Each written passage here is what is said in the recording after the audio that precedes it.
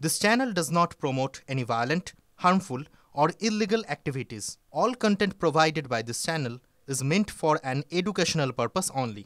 Top quality और consistent performance के लिए सिर्फ सिल्वर पंप नाम याद रखना। বাড়িতে তখনও শোয়ানো বাবার মৃতদেহ, শোকের ছায়া পরিবারে। তারই মাঝে চোখের জল আটকে মাধ্যমিকের অঙ্ক পরীক্ষা দিতে পরীক্ষা কেন্দ্রে পৌঁছল পান্ডুয়ার মুস্কান খাতুন। ছাত্রের মানসিক দৃঢ়তাকে কুর্নিশ জানাচ্ছে এলাকাবাসী।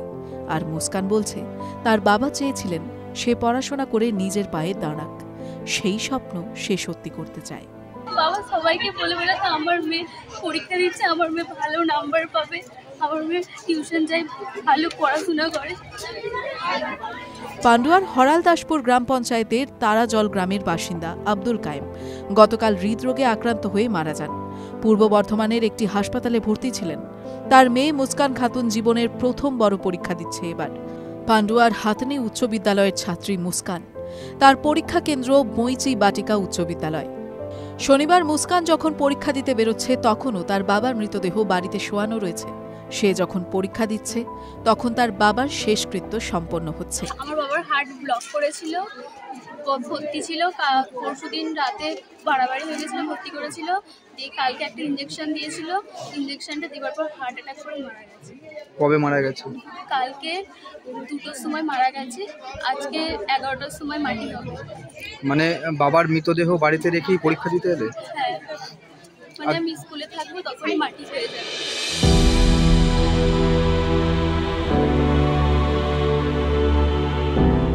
বাটিকা বইচি পঞ্চায়েতের উপপ্রধান দীপ্তেন্দু বন্দ্যোপাধ্যায় মুস্কানের পিতৃবিয়োগের খবর জানতে পারেন। মুস্কানের পরীক্ষা দিতে যাতে কোনো অসুবিধে না হয়, অথবা পরীক্ষা কেন্দ্রে সে যদি কোনো কারণে অসুস্থ হয়ে পড়ে, তার জন্য অ্যাম্বুলেন্স থেকে সব রকম ব্যবস্থা রাখা হয়েছে বলে জানান উপপ্রধান। মুস্কান খাতুন যে মেয়েটি কাঁদছে, কাঁদার কারণটা জিজ্ঞাসা করাতেই তার কাছ থেকে উত্তর পেলাম যে তার বাবা নাকি কালকে হার্ট অ্যাটাক করে মারা গেছে। তা সঙ্গে সঙ্গে আমি সেটাকে যতটুকুনি পরিষেবা দেওয়ার দরকার সেই ধরনের ব্যবস্থা করলাম। টিচার ইনচার্জের কাছে গেলাম, বাটিকা গার্লসের। ওনাকে গিয়ে বললাম যে ওনার 29 নম্বর রোল নাম্বার আর 6 নম্বর রুমে সিট পড়েছে, একটু কেয়ার নিয়ে দেখবেন, যদি কিছু অসুবিধা হয় আমরা বাইরে থাকছি, আমাদেরকে খবর দেবেন। আমরা অ্যাম্বুলেন্সেরও ব্যবস্থা রেখেছি। এটা তো খুবই প্যাথেটিক ব্যাপার, কারণ হচ্ছে বাবার মৃতদেহ বাড়িতে রেখে সে পরীক্ষা দিতে এসেছে, আবার 11টা 11:30 নাগাদ তার মাটি হবে। এটা তার কাছে মর্মান্তিক ব্যাপার, কিন্তু তা সত্ত্বেও বাবার স্বপ্ন পূরণ করার জন্য সে যে পরীক্ষা দিতে এসেছে, এর জন্য আমরা মানে কি বলবো, আমার নিজেরই কথা বেরোচ্ছে না। এটা খুবই ভালো জিনিস, হ্যাঁ, কিন্তু এই দুঃখজনক ব্যাপারটা মেনে নিতে পারা যাচ্ছে না।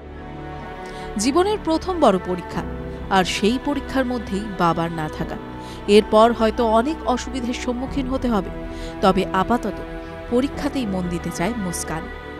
স্বামীকে হারিয়ে কান্নায় ভেঙে পড়েছেন মুস্কানের মা। তারই মধ্যে মেয়েকে পরীক্ষা দিতে পাঠানোর সিদ্ধান্ত নিয়েছেন। তিনি বলেন, মেয়েকে পরীক্ষা দিতে যাবার কথা কে বললো? বাড়ি থেকে কে বললো? আমি বলেছি। কি বললেন আপনি? পরীক্ষা দিয়ে সবাই মিলে বুঝিয়ে, দাদিরা পিসিরা সবাই বলেছে পরীক্ষা দিয়ে। TV9 Bangla digital.